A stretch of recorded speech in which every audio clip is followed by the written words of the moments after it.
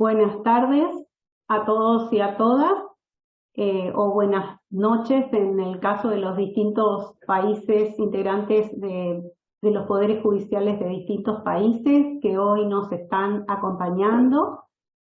Hoy vamos a dar inicio a una nueva actividad del Instituto de Capacitación Judicial de las Provincias Argentinas y Ciudad Autónoma de Buenos Aires, Reflejar, con el curso de lenguaje claro, lectura fácil y redacción de textos jurídicos. Una actividad conformada de manera colaborativa entre las distintas provincias, las escuelas judiciales de las provincias argentinas y también con la colaboración de otras instituciones externas. Para darles la bienvenida, le vamos a pedir en especial que mantengan silenciados sus micrófonos al entrar, dado la cantidad de público interesado en estas charlas, y también le vamos a pedir que vayan dejando el registro de su asistencia en el formulario correspondiente que van a encontrar en el chat. Seguidamente vamos a pasar la palabra a la doctora Claudia Misahuac, que es vocal del Superior Tribunal de Justicia de la provincia de Entre Ríos y es quien preside el Instituto de Capacitación Reflejar. Ay, qué boludo. Y también para ya más adelante dar comienzo a lo que va a ser esta jornada de capacitación, al doctor Ariel Coll, ministro del Superior Tribunal de Justicia de la provincia de Formosa, a quien agradecemos porque va a hacer la presentación de los expositores y del moderador del día de la fecha.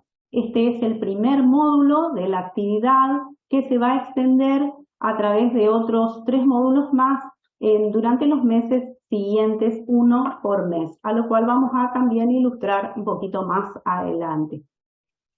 Queríamos agradecer también la presencia del coordinador de esta actividad, el doctor Germán Busamia, ministro del Superior Tribunal de Justicia de la provincia de Neuquén. Doctora Claudia Misahuac, la escuchamos. Bueno, buenas tardes a todos y a todas. Yo simplemente iba a hacer un saludo y agradecimientos. Muchos de ellos ya los ha hecho nuestra secretaria académica, la verdad, la doctora Alejandra Barrio Nuevo, con respecto a esta que es nuestra primera actividad del año. Hace pocos días atrás, la semana pasada, hicimos la apertura de nuestro año académico y hoy comienza nuestra primera actividad, curso de lenguaje claro, lectura fácil y producción de textos jurídicos. En primer orden, como corresponde, más allá de que luego vaya a hacer la presentación de sus extensos currículum el doctor Ariel Coll, colega del Superior Tribunal de Formosa y amigo, pero sí quiero por este medio y en nombre de Reflejar agradecerles a los disertantes, agradecerle por supuesto a la doctora Carretero, nuestra expositora de España, y agradecerle al licenciado Arenas, nuestro expositor de Colombia, agradecerles muy especialmente esta participación. También agradecerles a todos ustedes, a todas y todos los que esta tarde han hecho un alto en sus actividades para conectarse y comenzar esta ambiciosa capacitación. Incluso una capacitación de la que se han inscrito no solo argentinos y argentinas, sino que tenemos inscriptos de Honduras, Paraguay, Perú, Uruguay, no me quiero olvidar de nadie, Colombia, Dominicana, Guatemala, Ecuador, Chile, Nicaragua. A todos estos países hermanos, muchísimas gracias por haberse inscrito y participar de nuestra primera actividad del año. En nombre de la Junta Directiva de Reflejar, de la cual presido, pero hay otros integrantes que acá me están acompañando, otros ministros que acá me están acompañando, quiero especialmente agradecer a la secretaria académica, a la doctora Alejandra Barrio Nuevo, a la doctora Lorena Spickerman, porque ellas se han puesto en la organización de esto, y a mi colega y amigo de la Corte de Neuquén, porque por ahí lo veo chiquito, pero sé que su participación ha sido muy grande, el doctor Germán Busania, que también nos acompaña esta tarde. No quiero olvidarme, como dijo Alejandra, no quiero olvidarme de otras instituciones que también han colaborado, como el Observatorio de Lenguaje Claro de la Universidad de Buenos Aires y JUSCOM, que es una organización dedicada a esta materia en Iberoamérica.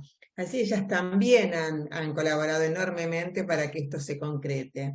Como bien dijo Alejandra, esta primera capacitación del año de Reflejar tiene una primera etapa, que es una etapa teórica, que va a ser hasta junio del corriente año, y tiene una etapa práctica, que ya va a ser posteriormente lo que nosotros denominamos la Feria Judicial de Julio. O sea que calculamos que para el mes de agosto vamos a encarar la etapa práctica, y finalmente tiene una autoevaluación. Es una capacitación muy completa del modo en el que está diseñada. Yo simplemente quiero anunciar, para que ya quedemos todos en nuestro próximo módulo, que es en el mes de abril, el 11 de abril del 2023, nos reunimos nuevamente. Ustedes tienen todos claros que es un módulo por mes, es decir, en marzo, abril, mayo y junio. Todos con muy prestigiosos expositores, a los que después seguramente les van a dar desde la coordinación mayor información. Yo simplemente decirles al resto de la comisión directiva de Reflejar y a toda la comisión directiva de JUSFEJUS, muchas gracias por confiar en que podemos llevar adelante esta importante y destacada capacitación, y también muchas gracias, que lo vi por ahí y en este momento no lo veo, al doctor Kevin Lechman, también mi agradecimiento, porque sé que ha tenido una importante participación en esta diagramación de estos encuentros. Así que simplemente con esto quiero dejar iniciado este curso teórico-práctico y dejarlos a ustedes para que aprovechen de quienes nos van a enseñar, para que nuestras sentencias, para que el servicio de justicia llegue de la manera más clara, sencilla, eficaz, a quienes debe llegar, que en definitiva no son más que nuestros conciudadanos y conciudadanas. O sea, estas y otras capacitaciones no persiguen ningún otro objetivo que hacer una mejor justicia. Para eso trabajamos, no para engrosar todos y cada uno de nosotros en lo personal nuestros currículums, sino para que aquellos a quienes va destinado el servicio de justicia puedan recibir un mejor servicio de justicia. Eso nada más quería decirle, y dejarlo con la palabra entonces al amigo y colega de Formosa, Ariel. Bueno, Claudia, muchísimas gracias. Buenas tardes a todos y a todas. La verdad es un lujazo estar aquí con esta convocatoria tan latinoamericana, ¿no? Quienes durante muchos años nos dedicamos al derecho, tanto desde la magistratura como desde la abogacía, llevamos sobre nuestros hombros una piedra muy pesada, que en no pocas ocasiones nos fue impuesta. Algunos la buscaron, pero a la mayoría creo que no fue impuesta. Esa piedra está formada por palabras de difícil comprensión, por textos intrincados, confusos, oscuros, herméticos. Parecía, o al menos se nos quería indicar, que solamente hablando un lenguaje cerrado seríamos buenos profesionales. Sin embargo, y parafraseando a Ovidio, la gota orada a la piedra no por su fuerza, sino por su constancia. Y de tanto insistir en los últimos tiempos con la utilización del lenguaje claro, hoy comenzamos ya a divisar muchas grietas en esa piedra. Ha sido, por cierto, un gran acierto de Reflejar, una de las organizaciones que lidera hoy la educación judicial en la Argentina, al incorporar dentro de sus contenidos la temática del lenguaje claro, que viene irrumpiendo con fuerza en los ámbitos judiciales y que incluye el llamado derecho a comprender, que constituye nada más ni nada menos que la puerta de acceso para el ejercicio de todos los demás derechos. Por eso, permítaseme, es una profunda satisfacción cuando se nos permite participar de esta experiencia pedagógica de reflejar que supo percibir una demanda creciente de la judicatura, cuál es la de contar con las herramientas necesarias para que, como dijo Claudia, las personas que son destinatarias y afectadas por una decisión judicial sean capaces por sí mismas de entender las razones por las cuales un juez o una jueza lo priva de algún derecho. Desde ese marco, no podemos tener hoy un mejor comienzo con este panel internacional referido a las proyecciones del lenguaje claro en Latinoamérica, la lectura fácil y el derecho a comprender. Nuevamente, el derecho a comprender. Contamos hoy para iniciar este camino con dos profesionales de enorme prestigio, a los cuales agradecemos profundamente que hoy estén aquí y que son de reconocida solvencia en esta temática. Germán Arenas Arias, investigador en el Instituto de Estudios Latinoamericanos de la Universidad de Alcalá. Su formación académica la ha realizado en universidades de Colombia, México y España. Licenciado en Relaciones Internacionales y Estudios Políticos, especialista en Estado, Políticas Públicas y Desarrollo, máster en Administración, máster en Derecho Constitucional, miembro del Grupo de Investigación sobre el Derecho y la Justicia y el Programa de la Legalidad de la Universidad Carlos III de Madrid, miembro de la Red de Lenguaje Claro de Colombia, investigador agregado de la Cátedra de Comunicación Clara de la Universidad de Barcelona. Y Cristina Carretero González, licenciada y doctora en Derecho por la Universidad Complutense de Madrid, profesora de Derecho Procesal y de Oratoria y Redacción Jurídica en la Facultad de Derecho de la Universidad Pontificia Comillas de Madrid, fundadora del Grupo de Investigación Derecho y Lenguaje. Trabajó para la Comisión de Modernización del Lenguaje Jurídico del Ministerio de Justicia español, ha investigado en especial cuestiones relativas a la comunicación jurídica y ha coordinado diversos proyectos de investigación y de innovación docente sobre esta temática.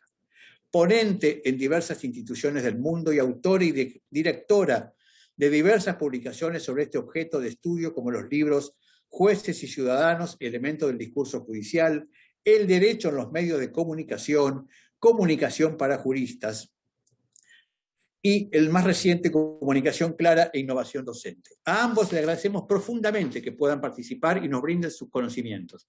Y por supuesto, coordina esta jornada, como dijo la autora Misaguac, Kevin Lehmann, presidente de la Asociación Iberoamericana de Profesionales de la Comunicación Judicial, director internacional de la Cátedra de Justicia y Comunicación de la Escuela Nacional de la Judicatura de República Dominicana, integrante del Comité Académico Consultivo del Observatorio del Lenguaje Claro de la UBA, vocal de la Asociación Argentina del Lenguaje Claro, autor del libro Comunicación Judicial, el Poder Judicial como actor en el espacio público. Pero fundamentalmente, me permito decirle, Kevin Lehmann es un gran amigo y colaborador permanente de la Junta Federal de Cortes y ha sido, como dice la autora Misaguac, uno de los que organizó pedagógicamente este maravilloso curso que va a durar tanto tiempo. Así que bueno, los dejo ahora en manos de Kevin y como dice un querido amigo profesor, estas jornadas de capacitación se disfrutan, a disfrutar de estas dos personas que nos van a brindar sus conocimientos. Adelante, Kevin. Muchas gracias, Ariel, muchas gracias.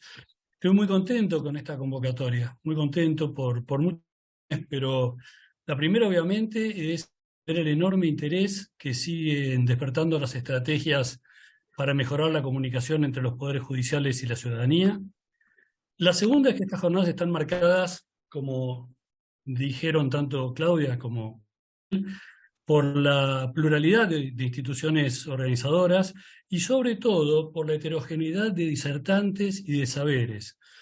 Y eso porque indica que estamos conscientes de que no podemos hacerlo solos ni solas, que necesitamos ayudarnos recíprocamente para alcanzar para trabajar en esta tarea de construir sociedades democráticas con instituciones que deben dar respuestas útiles, eficientes y comprensibles. Para JUSCOM, la Asociación Iberoamericana de Profesionales de la Comunicación Judicial, que hemos hace 1 año y medio, esta capacidad es muy trascendente porque sabemos que en instituciones con roles de gobierno, como son los poderes judiciales, el lenguaje claro es lenguaje claro para algo. No es solamente una buena práctica,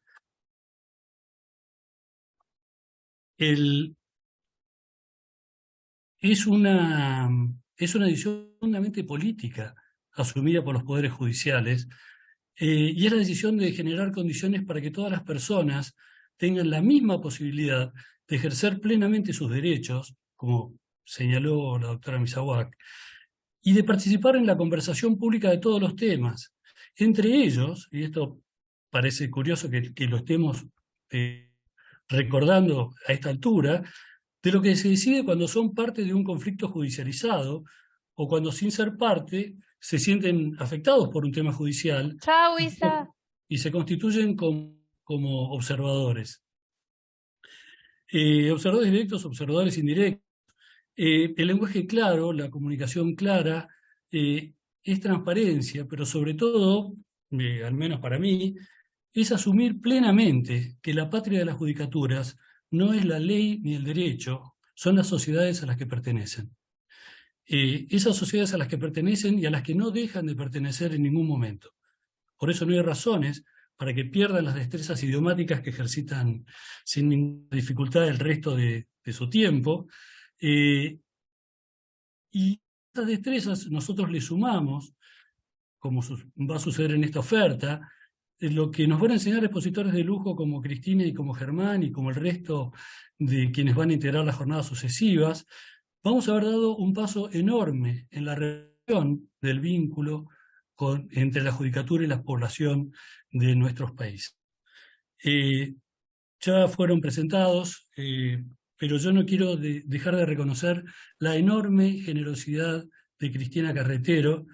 Bueno, de Cristina yo tengo que decir que en relación a Cristina hay dos tipos de personas: las que todavía no tienen la suerte de conocerlo y el club de fans, que somos todos los demás. Ustedes ya se van a incorporar inmediatamente cuando la escuchen. Y también la enorme generosidad de Germán Arenas.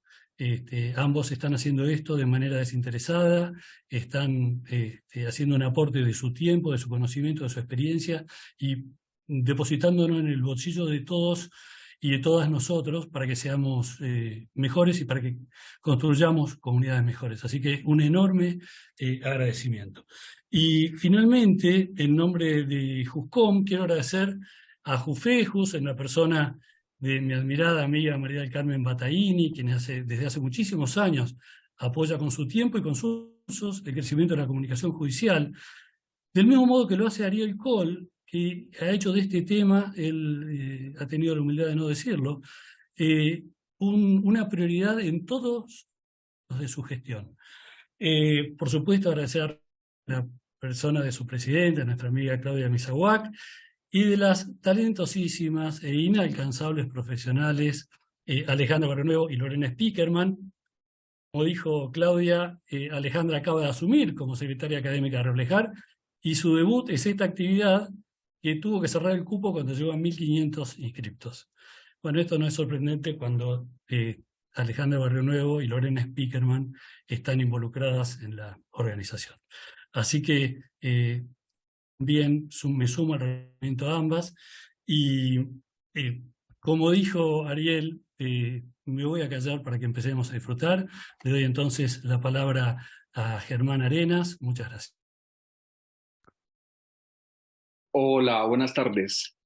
Saludo muy especialmente que organismos judiciales, que funcionarios y funcionarias judiciales estén involucradas en este ejercicio, sobre todo cuando hay una evidencia irrefutable, y voy a citar la guía para escépticos del gobierno abierto cuando se refiere a por qué es importante la justicia abierta.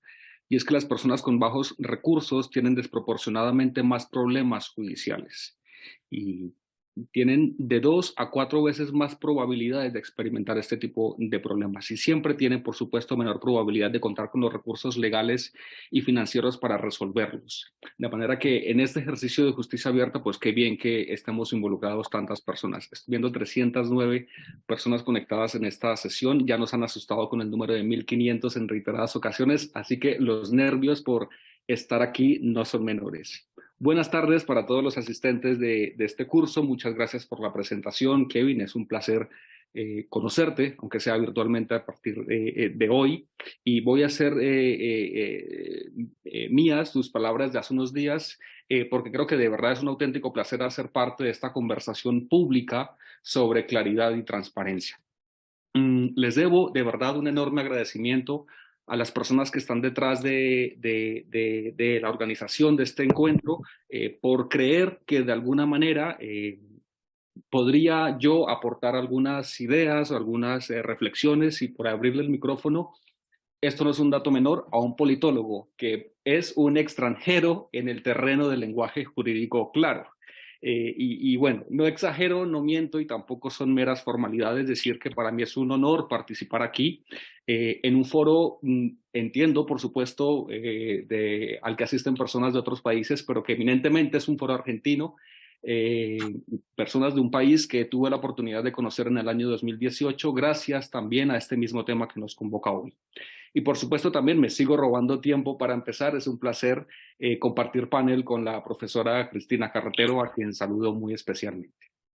Bueno, con el título de Lenguaje Claro, Políticas de Legibilidad y de Lenguaje Claro en Latinoamérica, mi propósito hoy no es más que intentar ofrecer algunas reflexiones con las que espero sobre todo entablar un diálogo que se pueda prolongar en el futuro. Y este diálogo, eso tiene un sesgo, y es el sesgo de los estudios políticos. Espero que, como lo decía el doctor Ariel, podamos disfrutar con un ejercicio que les quiero proponer a partir de ahora, y es imaginar, recordando una parábola india, esa que cuenta que en el Indostán vivían 6 hombres ciegos y un día discutían sobre la forma exacta de un elefante. Como no conseguían ponerse de acuerdo, decidieron salir en busca de un ejemplar y tocar ese elefante, y por supuesto cada uno, cuando tocaba ese elefante, describía una cosa distinta: una pared, una cuerda, un abanico, lo que se les ocurriera. El ejercicio de imaginación que les quiero proponer es, a ciegas y con guantes de un politólogo, tocar un elefante llamado lenguaje claro y invitarlos, a partir de ese ejercicio de imaginación, a algunas de las dudas, algunas de las ideas que me acompañen. Cuando uno habla de políticas de lenguaje claro, podríamos uno decir, bueno, las políticas de lenguaje claro, y en América Latina principalmente, podríamos decir que se refieren a un uso de un lenguaje claro y conciso que sea fácil de entender para todos los ciudadanos, independientemente de sus niveles de alfabetización. Son políticas que promueven la transparencia y el acceso a la información, reduciendo la jerga, los términos técnicos y el lenguaje complejo utilizado por las agencias gubernamentales, las organizaciones y las empresas. Si no están de acuerdo conmigo y con estas líneas que acabo de decir, me alegra mucho. Este es un ejercicio que hice con ChatGPT, que nos demuestra un poco las cosas con las que podríamos estar de acuerdo y no tan de acuerdo. Y es un poco, pues bueno, lo que me propondría explicar.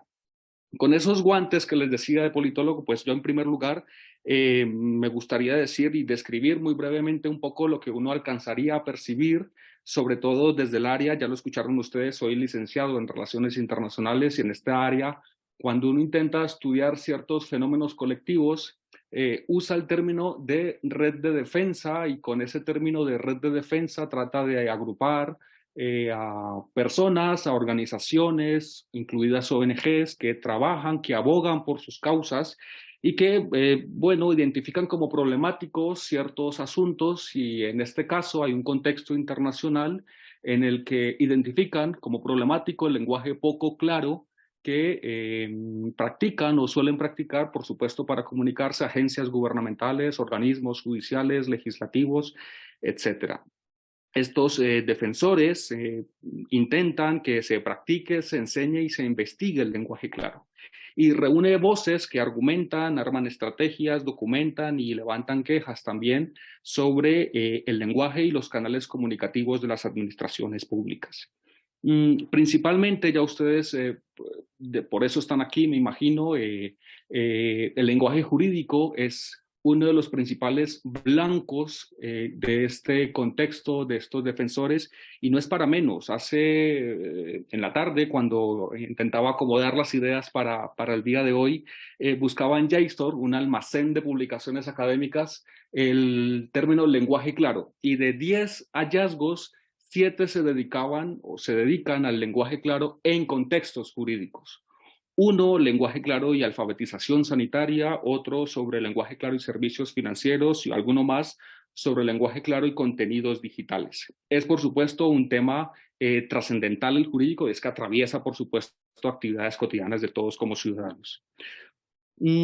Otro asunto que uno podría rastrear en el actuar de estos defensores y defensoras del lenguaje claro, que beben, por supuesto, de realidades completamente distintas a las iberoamericanas, es que han tratado de enmarcar su trabajo, su lucha, por decirlo de alguna manera, en dos aspectos. El primero es un marco quizá comercial, economicista, que apuesta por conveniencias en términos económicos del lenguaje claro.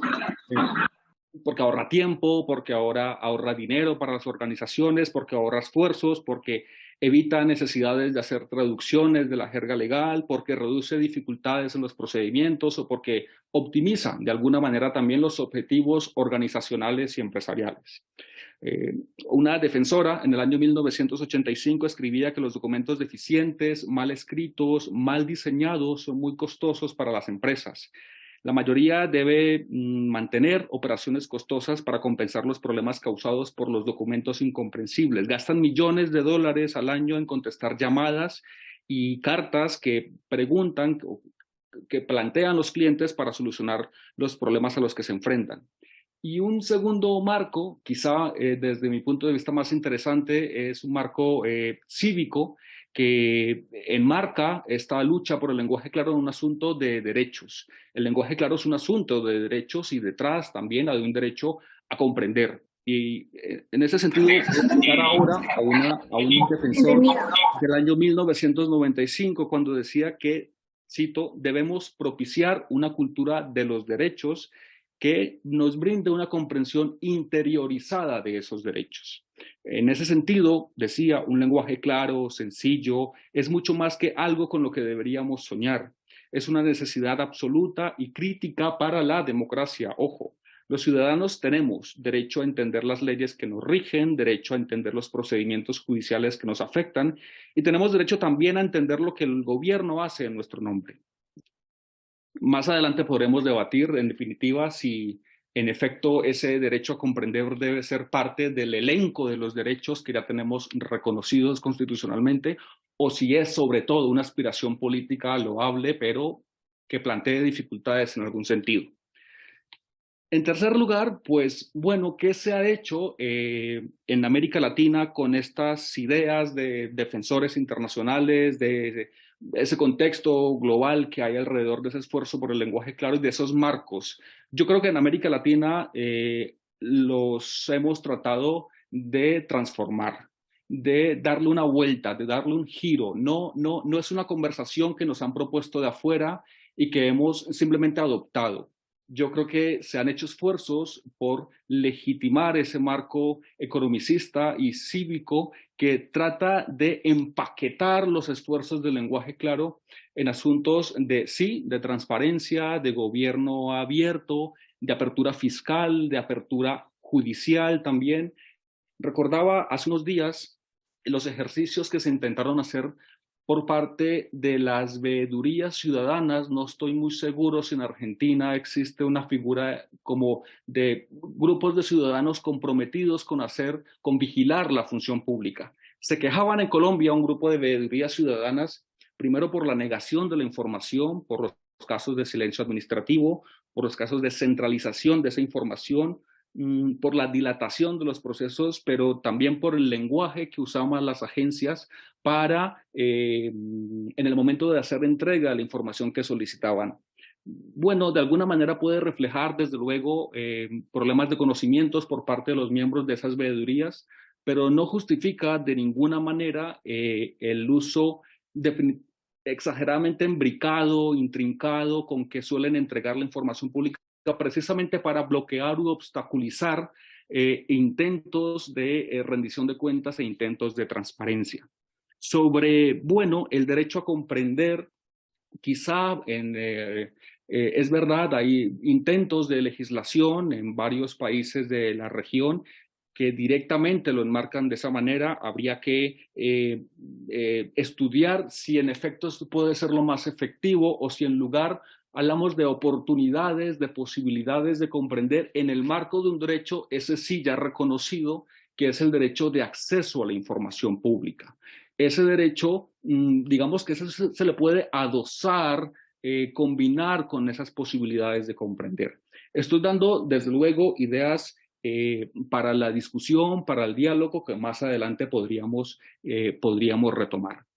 Como politólogo también me preocupa mucho porque estas iniciativas puedan evaluarse, puedan también medirse políticamente. Empezaba con una cita de la guía de gobierno abierto, y es que en efecto, bueno, ¿hasta qué punto es verdad? Algunas iniciativas, ya no solamente de lenguaje claro, sino de lectura fácil también, apuntan sobre todo a públicos en especial situación de vulnerabilidad, de problemas cognitivos, de problemas de alfabetización. Deberíamos ser capaces en las instituciones en las que nos encontramos, ser capaces de eso, de medir hasta qué punto son efectivas y si de alguna manera evita asimetrías de información entre quien escribe, quien lee, entre quien redacta y quien recibe, por supuesto, el producto público o judicial. Hay una dimensión que me parece también importante y voy a empezar a cerrar para que quede tiempo suficiente de preguntas y eso, de diálogo. Veo también en el lenguaje claro oportunidades para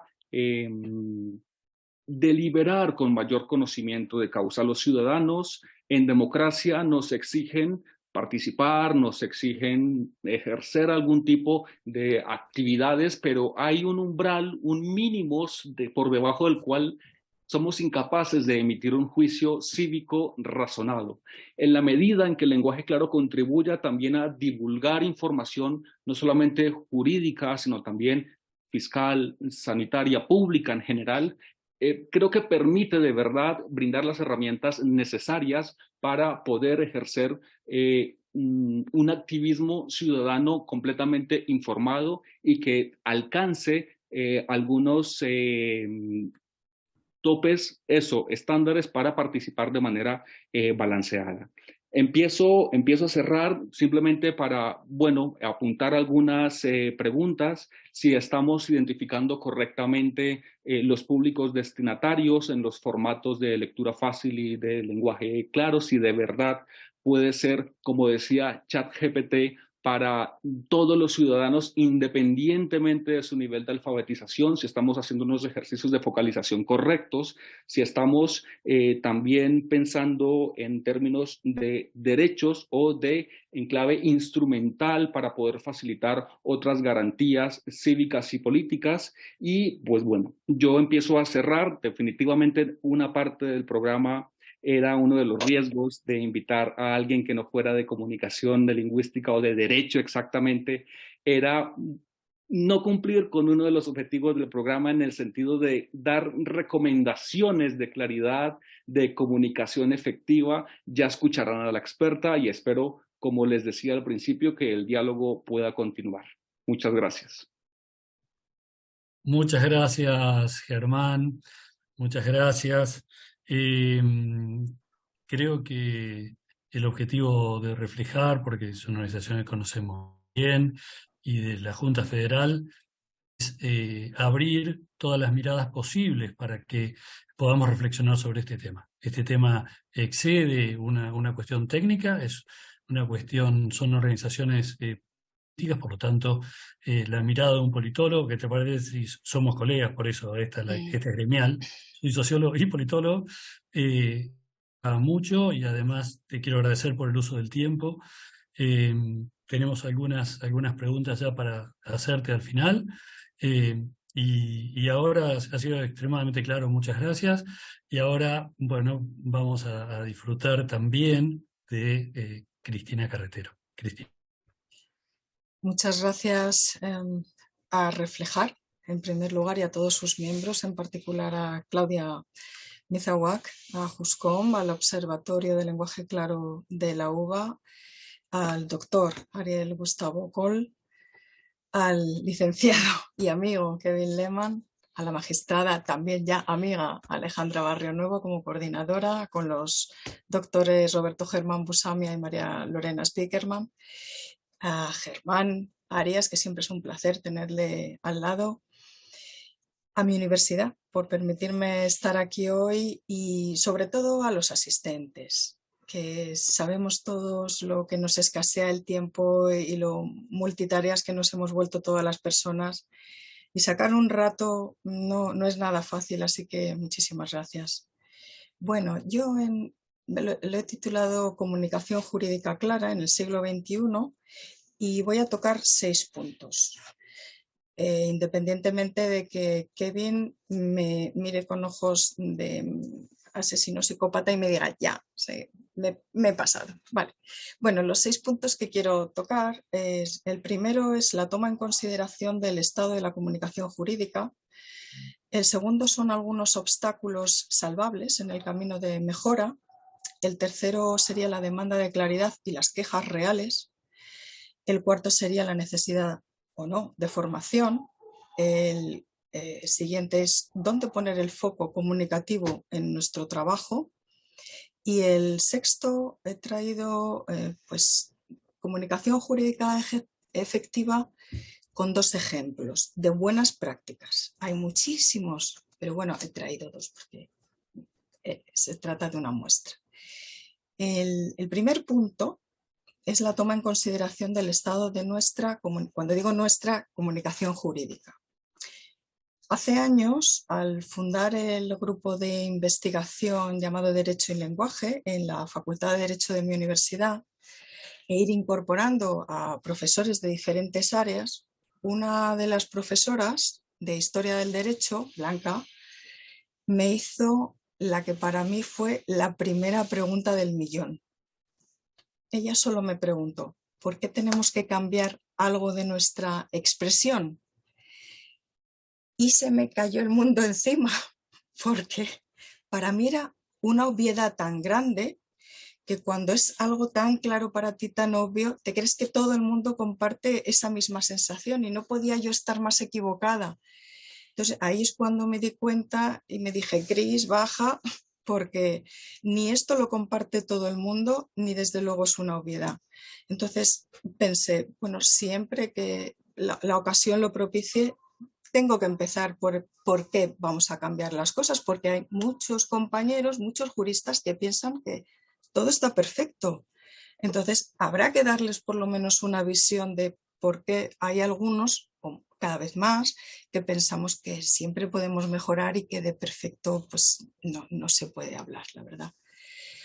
Yo podría ofrecer muchas razones, pero sería muy largo. Entonces he preferido recordar algo que ya está escrito en el libro que se llama De estilo de la justicia, que en España editaron y publicaron el Consejo General del Poder Judicial y la Real Academia Española, dirigida por su director Santiago Muñoz Machado, en el que es un libro que se nota mucho que el responsable de redacción es un académico amigo muy querido, Salvador Gutiérrez Ordóñez, porque aparte de su gran saber como filólogo, como lingüista, luego se ha especializado también en cómo nos comunicamos nosotros los juristas. Y de verdad es un placer leerle. No es un libro, el de la justicia, que uno se vaya a poner me voy a leer 300 páginas, pero es un buen libro de consulta y sobre todo es un baño de humildad, porque cuando lo empiezas a leer dices, madre mía, lo que nos queda por recorrer. En este libro pues empieza diciendo algo lógico, como que lo que usamos en derecho, como pasa en farmacia o en física o en medicina, es un tecnolecto. Es un lenguaje especializado con las lógicas expresiones y palabras técnicas, por eso tecnolecto. Pero en el derecho hay un plus. Ese plus es la finalidad del derecho. Y la finalidad del derecho es gobernar. poner paz social, pero sobre todo es dirigir mandatos que son vinculantes a instituciones y a personas. Y tienen una repercusión institucional, social, económica e individual que no se produce de manera general en todas las disciplinas, pero sí especialmente en la nuestra, en el derecho. Por eso se necesita que el estilo con el que nos expresemos no esté alejado, como pensamos algunos, bastante alejado del lenguaje común.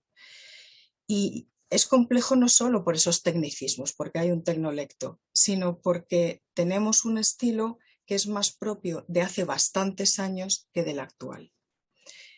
De hecho, el capítulo 2 de ese libro empieza con unas contundentes 2 palabras que son fracaso comunicativo. Vamos, peor imposible. ¿Y por qué dice que fracasamos comunicativamente? Es verdad que hablan en general. Pues porque si el receptor de la comunicación, en este caso muchas veces el justiciable, no comprende bien ni siquiera la literalidad del mensaje, pero tampoco comprende la intención del mensaje, aquello no es comunicación, es un monólogo normalmente del emisor. Entonces, lo primero que planteaba, sí tenemos un problema, pero un problema que tiene soluciones y de hecho al final yo con esas muestras de buenas prácticas, digamos, vamos a ver que se ha superado con creces y que hay verdaderos modelos en sentencias. Iberoamérica voy a traer una, Argentina concretamente, y otra voy a traer de España. Bueno, hace tiempo en un seminario en la Universidad Complutense, un juez justamente del que voy a traer una sentencia me dijo: mira, Cris, despierta. Esto para la gente más jovencita, dice, igual les convences. Dice, pero a los que ya tenemos cierta edad, me dijo, como tú y como yo, dice, olvídate, porque salvo 4 no vas a convencer a nadie. Pero mira aquí la frase que nos ha dicho Ariel Gustavo. Nos ha mencionado a Ovidio, y esa gota que perfora la piedra y no lo hace por su fuerza, ha dicho, sino por su constancia. Pues con esa constancia cada vez somos más y ahí estamos intentando que esto cambie. Lo que propongo, porque veo que muchas veces los juristas se ponen a la defensiva, no es hacer un cambio radical, ni entrar como se dice, elefante en cacharrería, que va. Lo que yo propongo simplemente, como muchos otros juristas, es que haya un cambio en el sentido de ampliación, de registro comunicativo. Entonces, si lo que hacemos muy bien es expresarnos más técnicamente, lo único que tenemos que hacer es ampliar nuestro registro comunicativo para hacerlo también de forma sencilla, ser nosotros mismos esos traductores. El punto 2 son algunos obstáculos salvables en el camino de mejora. Y es que partimos de una reputación muy mala. O sea, yo creo que lo puedo resumir con el chiste ese de, bueno, es un chiste relativo, es casi un pesar. Se dice, ¿cuál fue la primera profesión del mundo? Entonces llega un arquitecto y dice, la mía porque no había nada y todo se creó de la nada. Pero llega un electricista y dice, no, la primera profesión fue la mía porque lo primero que se creó fue la luz. Entonces llega el abogado y dice, perdón amigos, pero lo primero fue el caos. ¿Y quién creó el caos? Ya tenemos aquí al abogado. Entonces es verdad que ese pequeño chiste refleja una reputación mala, negativa, peyorativa que tenemos y con la que vamos arrastrando nuestro camino laboral. A mí particularmente ese tipo de generalizaciones no me gustan y me parecen bastante injustas, sobre todo con tantas personas que voy conociendo desde hace muchos años que hacen un trabajo, estoy pensando, aparte de jueces que es que se dejan las pestañas trabajando e intentando que esto sea mucho más sencillo, explicando 40 veces a las partes. Yo he estado muchas veces en tribunales viendo a los jueces cómo decían lo que su letrado le quiere decir es, y digo, ya les vale a los abogados que tenga que estar aquí el juez diciendo y traduciendo lo que su propio abogado no es capaz de hacerle de una manera sencilla. Pero ahí estamos. Entonces, simplemente el derecho es algo vivo. Si el derecho es algo vivo y se están regulando, por ejemplo, ahora los delitos informáticos, que no pasaban, no había posibilidad de que se regularan hace años, lo que falta es ese acompañamiento de la expresión, para que haya un equilibrio entre el fondo y la forma de expresarnos. Germán citaba el chat GPT. Yo no sé si todo el mundo sabe lo que es el chat GPT, porque es algo que empezó, una herramienta de inteligencia artificial que empezó en noviembre y que se ha desarrollado muchísimo. Yo a este chat ya le he puesto simplemente, háblame le he puesto el título de mi charla y me ha empezado a dar consejos de lenguaje claro y me ha dicho, utiliza un lenguaje claro y sencillo, organiza la información, pon títulos, subtítulos, enumeraciones.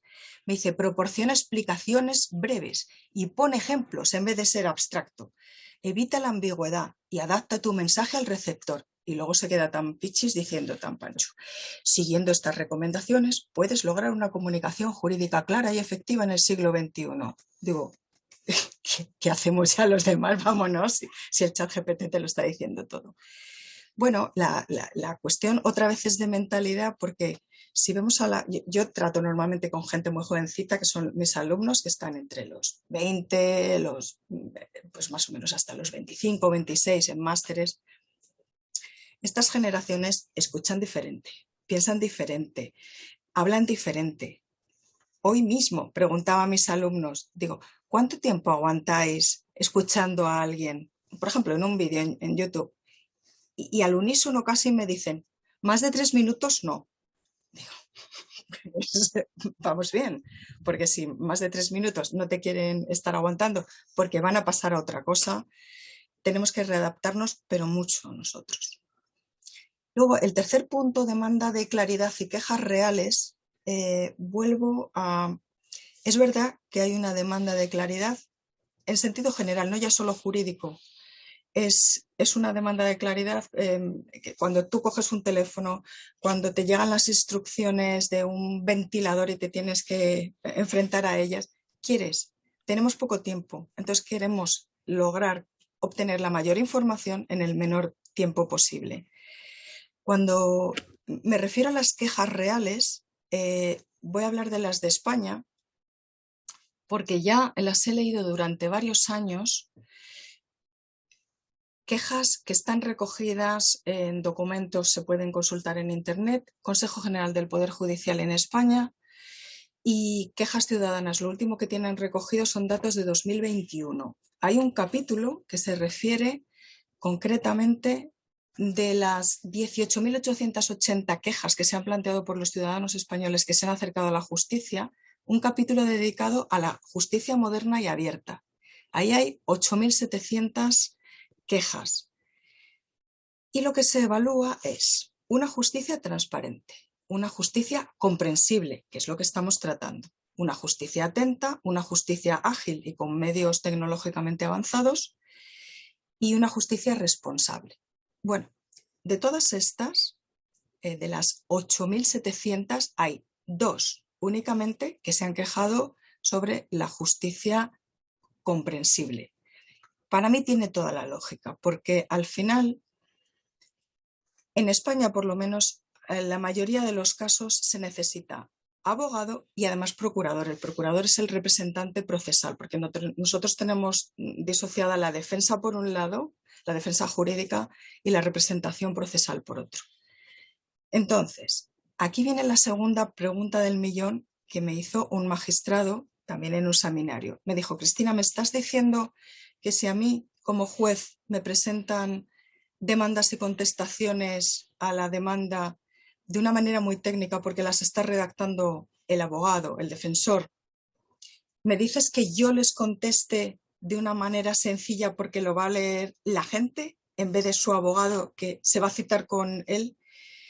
Y dije, sí, pero yo creo que lo ideal es que mantengas tu tu discurso técnico, pero que además hagas el esfuerzo de, en una frase por párrafo en el que explicas algo, tener una frase lo más sencilla que puedas, ¿vale?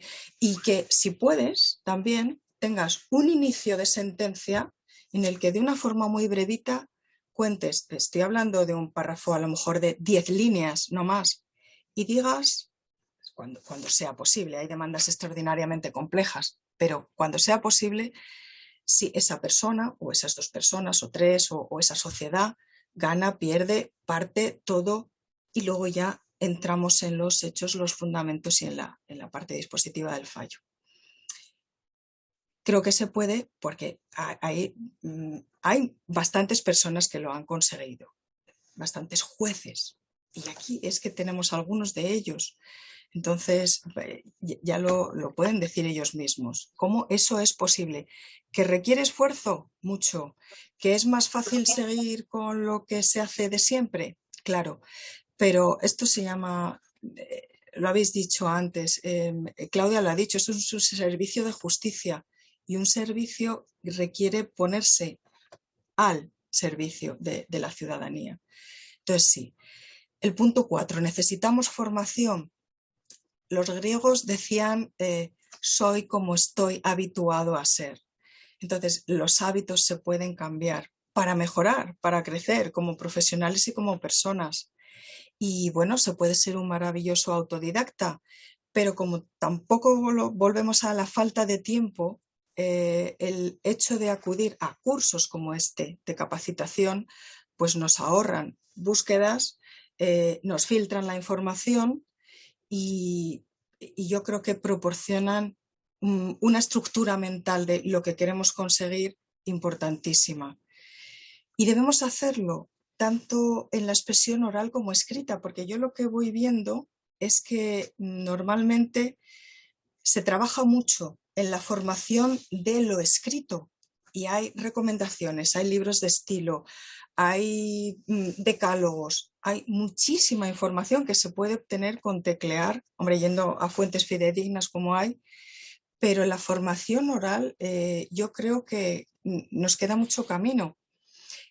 Justamente hablando un día con Leo Altamirano, que es uno de los disertantes que vendrán en días posteriores, hablábamos de la necesidad de potenciar esa oralidad. En España ahora, por ejemplo, nosotros estamos pendientes de la aprobación de un proyecto nuevo de eficiencia procesal. En este van a aumentar muchísimo las sentencias orales, con unas cuantías bastante altas. Si aquí hablamos en euros de que van a subir hasta los 15.000, en pesos argentinos son más de 3 millones. Eso quiere decir que va a haber muchísimas sentencias dictadas oralmente. No cuando el ciudadano pueda ir sin abogado y sin procurador, pero es que solo puede ir sin abogado y sin procurador en una minoría de sentencias. ¿Pero qué ocurre? Que las partes muchas veces van a estar presentes cuando el juez dicte sentencia. Entonces, potenciar la formación en una comunicación oral sencilla, yo creo que es un camino que tiene mucho recorrido. Después, el siguiente punto que quiero tocar, es que me estoy saltando algunos puntillos, pues sería, voy a pasar directamente al de las buenas prácticas, porque hay dos ejemplos, ya digo que hay muchísimos, entonces no es que yo haya traído dos y existan estos dos, hay muchos, pero traigo el de un amigo, que es Guillermo González Zurro, magistrado, y de vez en cuando le digo, Guillermo, pásame algunas de tus sentencias que me gustan mucho y además puedo ir viendo su evolución, aparte de, ya digo que es un amigo, estuvimos comiendo hace 3 meses aquí en Madrid. Bueno, esta sentencia que traigo hoy aquí, solo voy a leer un pequeño extracto, empieza diciendo, pone un sumario. En ese sumario dice, el matrimonio de Patricia y José decidió refaccionar su vivienda pone el lugar. Contrataron a tal fin a Luis y a Pedro. La obra empezó en 2014. Luego ofrece bastantes detalles de los pertinentes en un resumen.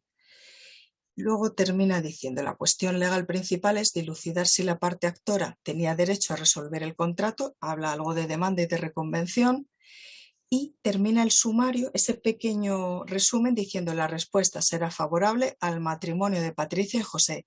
Y yo pensé, qué maravilla, porque tú estás en la primera página, te ha hecho un pequeño resumen de lo que te importa saber y terminas ya sabiendo en ese párrafo que ganan Patricia y José, que son los demandantes.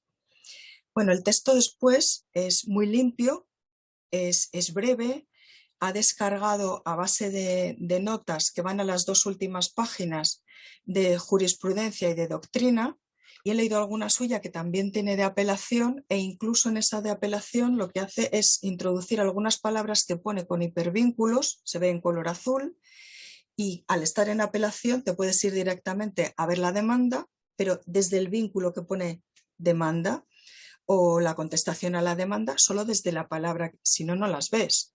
Con lo cual, me parece, digo, por eso el texto resulta enormemente limpio, breve, es que da gusto ir pasando página, no te encuentras con, aquí decimos las morcillas esas donde va todo apelotonado, que fritas y comidas están muy ricas, pero leídas son una especie de tortura. Y después también es amigo al juez que me refería anteriormente, que se llama Rafael Rosell Marín, juez de las afueras de Madrid, de una ciudad que se llama Leganés, y que la última sentencia que me manda es bueno, una sentencia en primera instancia, un tema penal, y he puesto hasta una nota a pie de página donde dice literalmente: esta sentencia se redacta y estructura según técnicas de lenguaje jurídico claro en materia penal. Me dijo, vas a estar orgulloso de mí. Y digo, sí lo estoy muy contenta. Porque pone antecedentes de hecho y ha puesto 2, muy breves. Hechos probados. Un parrafito con lo que se ha probado, pero sencillísimo. Llega a los fundamentos de derecho y pone títulos tales como las pruebas de la autoría, o dice la pena en el segundo. Llega al final y dice otras consecuencias. Tiene 3 puntos. Luego viene el fallo, y en el fallo ha puesto en 3 puntos una multa de tanto, una indemnización de tanto y las costas. Explica muy brevemente. Y al final pues ya está la posibilidad de recurrir y, bueno, pues la notificación y tal. Este juez en otra sentencia dice, leo también muy breve y ya terminó, Kevin. Dice, siguiendo, esto es de una sentencia en que había unos padres pegándose por la custodia de su hija Gloria.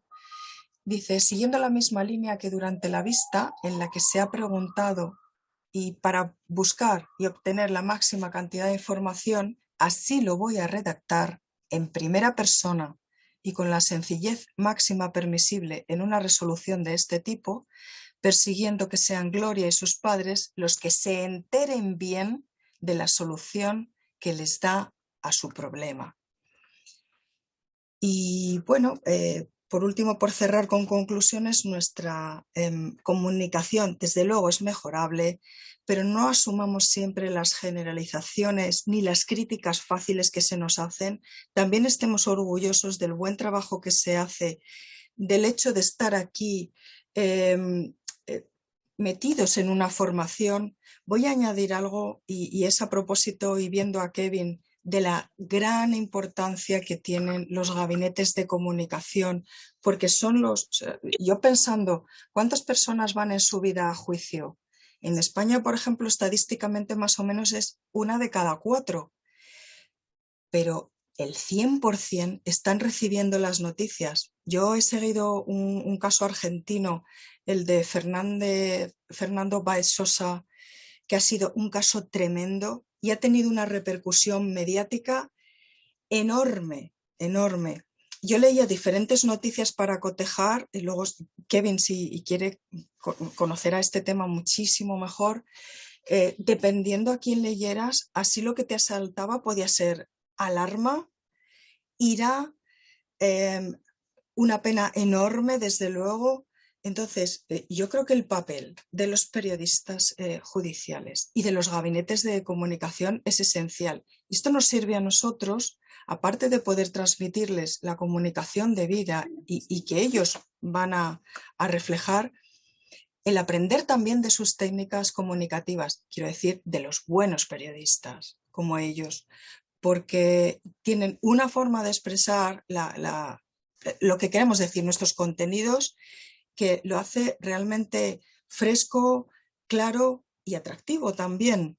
No es que en las sentencias haya que buscar ser muy atractivos con nuestras lecturas, pero sí ir al grano y, bueno, reflejar fundamentalmente la mayor cantidad de información en el menor espacio, siempre cumpliendo con los requisitos de fundamentación jurídica, etc. Bueno, y darles otra vez las gracias a todos y aquí estoy. Muchísimas gracias, Cris, muchísimas gracias. Bueno, ahora ya tenemos unos 400 fans más en tu club y el de Germán. Tenemos varias preguntas y van a ver en el chat ya agradecimientos y reacciones. Antes de las preguntas me gustaría subrayar dos cuestiones que plantearon claramente Germán y Cristina. Germán dijo, de entre tantas cosas interesantes, que es necesario medir y evaluar el impacto de las políticas que hacemos en comunicación.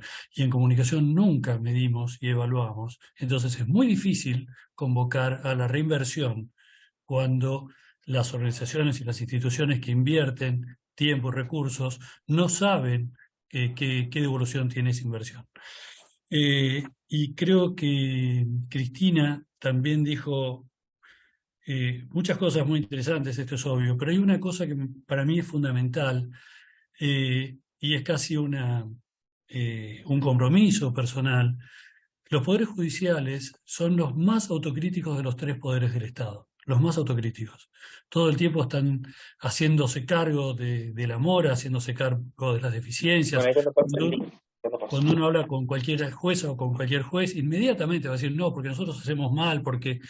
y tomo lo que dice Cristina, nosotros no podemos convocar talento, no podemos retener talento si lo estamos convocando a un lugar que asumimos como desprestigiado, asumimos como ineficaz. En nuestras sociedades, en las sociedades en las que vivimos, la gente camina por la calle, compra con tarjeta de crédito, contrata, es contratado, no vive mirando por arriba del hombro a ver si lo van a matar. Y esto quiere decir que existen poderes judiciales con una capacidad importante, que trabajan bien, y la prueba de ello es que las decisiones controversiales son tapa de los diarios.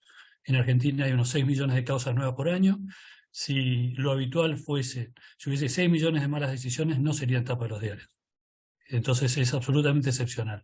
Creo que es muy importante que sin perder la vocación de mejorar, sin perder esa mirada fina respecto de todo lo que falta mejorar, destaquemos, como destaca Cristina, que tenemos más de 400 inscriptos hoy, más de asistentes hoy y más de 1.500 personas dispuestas a mejorar el vínculo con la sociedad, y que tenemos poderes judiciales que tienen un rol facilitador lo suficientemente eficaz como para que nosotros podamos hacer nuestras operaciones cotidianas sin mayores miedos. Creo que esto es muy importante porque si queremos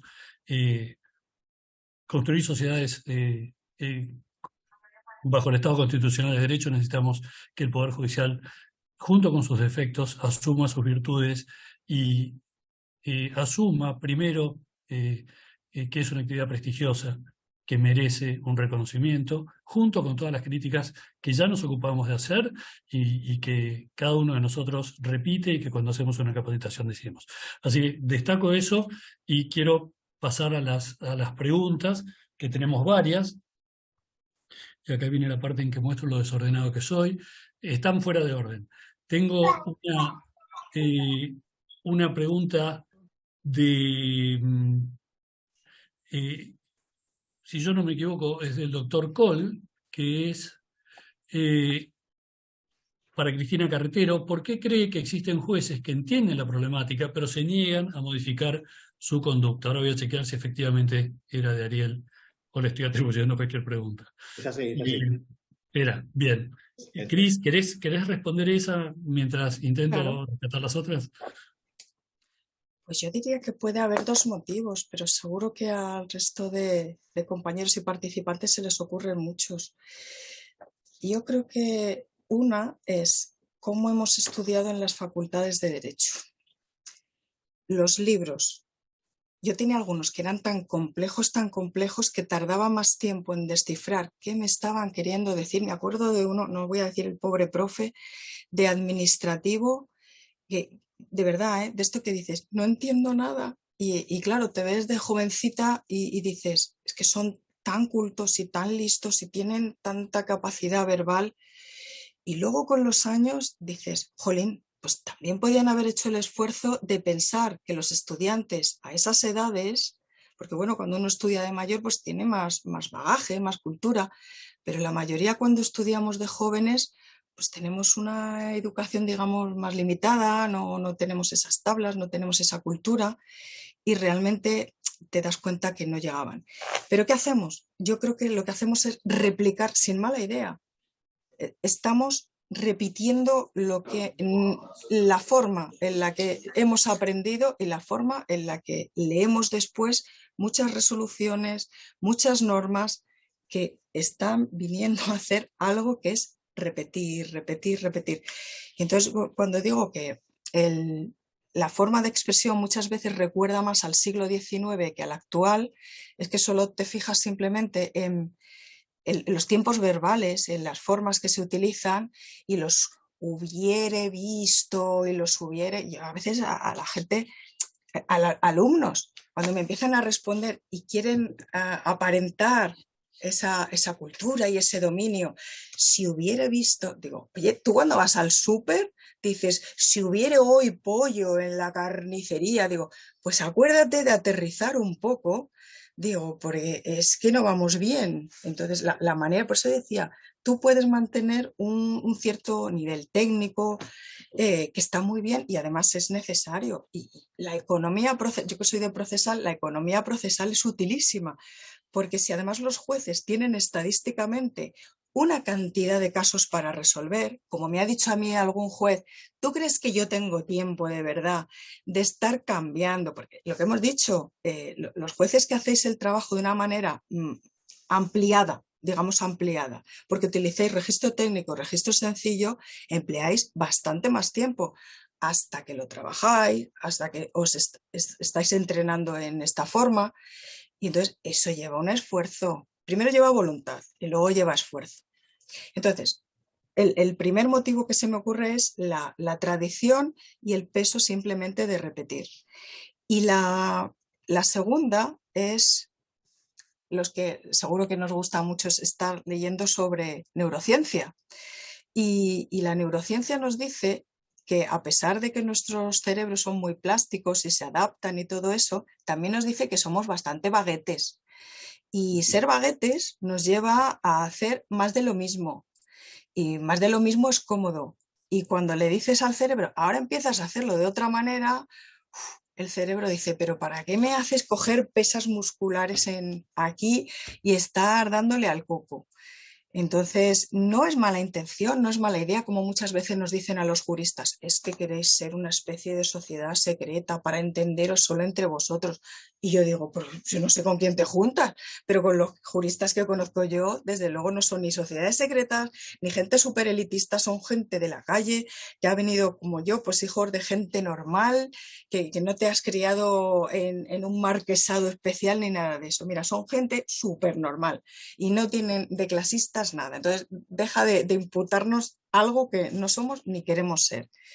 Pero bueno, que seamos acomodaticios, pues como muchas veces los médicos, que al médico a veces estás con él en la consulta y le dices, a ver, Victoria, pero cuéntame, ¿tengo un mioma o no tengo un mioma? ¿Me tengo que operar o no me tengo que operar? Pero dímelo clarito para que yo me entere en nada y deje de estar aquí fibrilando. Nos pasa a todos. Hasta aquí. Muchas gracias, Cris. Muchas gracias. Tengo una pregunta para Germán. Claudio Masucci nos aporta, y se lo voy a hacer llegar tanto a Germán como a Cristina, una noticia de hoy que dice que la RAE y el Defensor del Pueblo firmaron un convenio para fomentar el lenguaje claro y accesible en la administración, asumo que de España, que es de España. Y entonces la pregunta de Claudio es ¿cómo incidiría o cómo incide el lenguaje claro en la administración pública? Te volvió, Germán, el tema de medir y ahora te piden que vos midas. Eso es lo que pasa. Gracias Kevin y gracias Claudio por la pregunta. Antes de intentar contestarla, yo no me resisto a citar una breve frase del poeta Michael Pollan a propósito de unas palabras de Cristina cuando le decían sobre lo obvio y sobre la necesidad o no de estudiar, de escribir, de recomendar o de dedicarse en general al lenguaje claro. En alguna oportunidad leí este poema y dice: a veces nos convertimos en poetas obsesivos de lo obvio. Y es que ¿a quién se le ocurre que un lenguaje claro no es recomendable? No es casi tan obvio como mantener una dieta sana. Pero bueno, parece que a veces vivimos en ciertas preferencias sociales por la opacidad, dice un teórico de la política que suelo citar en estos casos, porque también se refiere a las posiciones de dominación a las que estamos sometidos en ocasiones ciertos ciudadanos cuando no podemos entender los recovecos burocráticos a los que nos empujan, por ejemplo, en aspectos tributarios. En Colombia, sobre todo acceder, por ejemplo, a servicios de salud también es un problema importante, poder acceder a tratamientos, poder acceder a medicamentos, y muchas veces está mediado por barreras comunicativas entre entidades estatales y ciudadanía. Yo creo que en alguna medida estas noticias que trae la RAE y que trae el Defensor del Pueblo, concretamente sí de España, pues se pueden recibir con cierto optimismo en la medida en que cada vez más se está tomando en serio la necesidad de instalar este asunto en la agenda política, ¿no? Y de instalarlo sobre todo como un problema público que no afecta a un grupo pequeño de ciudadanos, sino que afecta en gran medida, nos afecta en gran medida a todos. Entonces, las implicaciones del lenguaje claro, sobre todo en procesos administrativos de la administración pública en general, yo creo que es fundamental. En políticas públicas solemos referirnos a cargas administrativas. Los ciudadanos, cuando tenemos interacciones con el Estado, sufrimos o experimentamos, mejor, 3 tipos de cargas administrativas.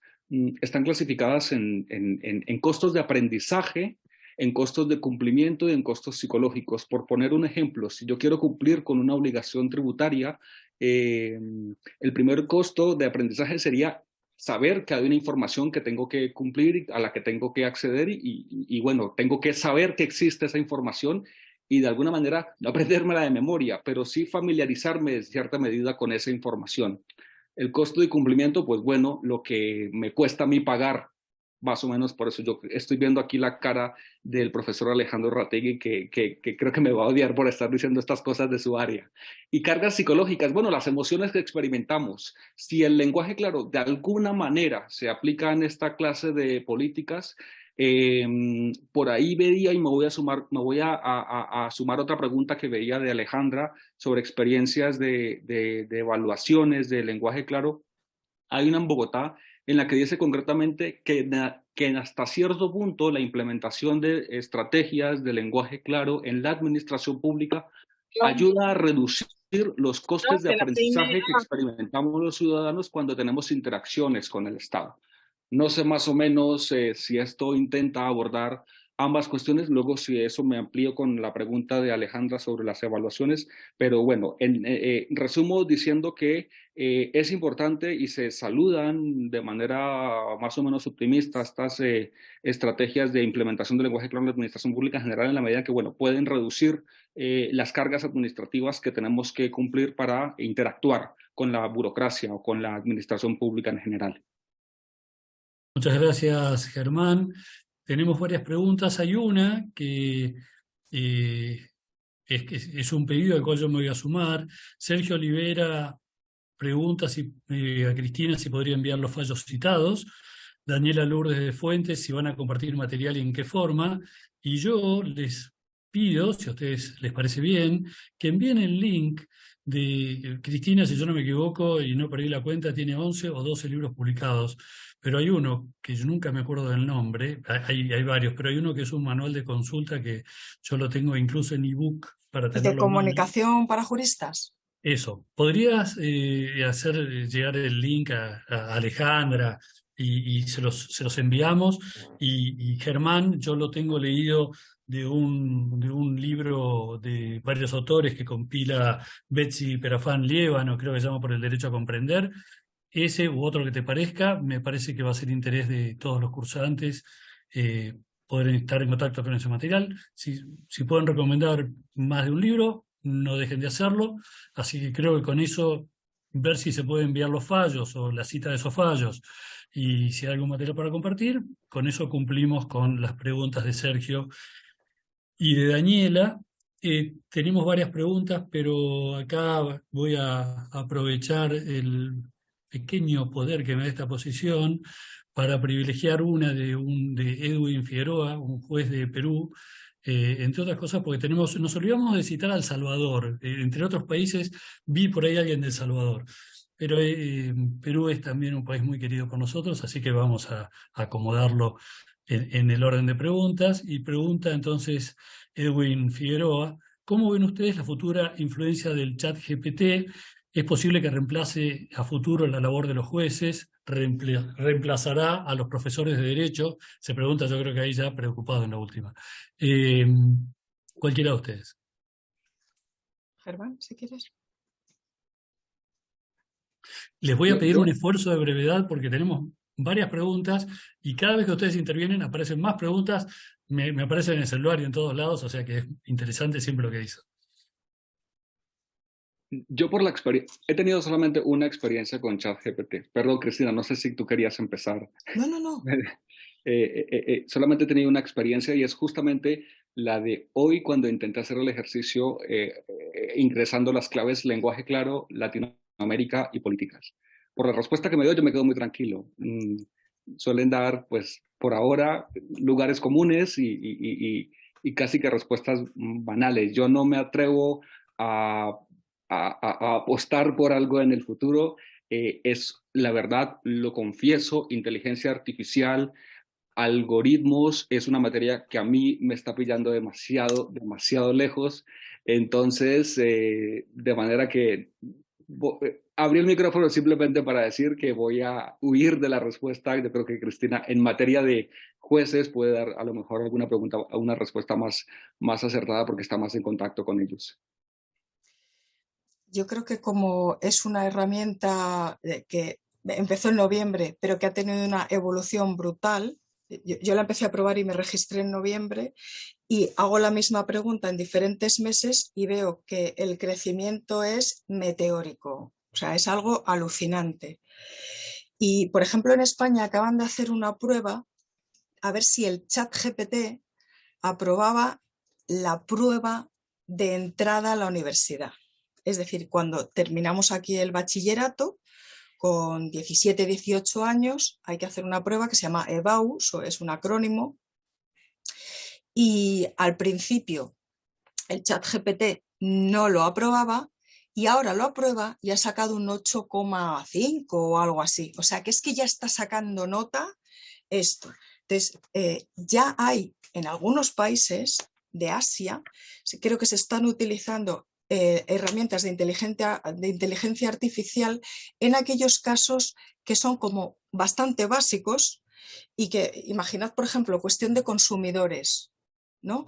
O cuestiones de bancos. Aquí, por ejemplo, en España, durante unos cuantos años se han estado poniendo demandas a determinadas entidades bancarias porque algunas partes, algunas cláusulas, algunos productos comerciales bancarios contenían información que las personas realmente, aunque creían que podían entender algo, no estaban entendiendo el contenido. Entonces han sido perjudiciales y para muchos jueces decían, si es que hago una, otra, dice, esto, algunos me han dicho, me lo podría hacer mi hijo hasta la sentencia, porque solo tendrían básicamente que copiarlas quitando los nombres, las fechas y 4 cosas más. Entonces, que esto lo puedan hacer elementos de inteligencia artificial, claro que sí.